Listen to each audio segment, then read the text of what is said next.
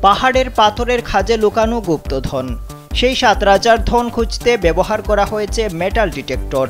যন্ত্রটি সংকেত দিতেই উল্লসিত হয়ে পড়েন গুপ্তধন অনুসন্ধানকারীরা।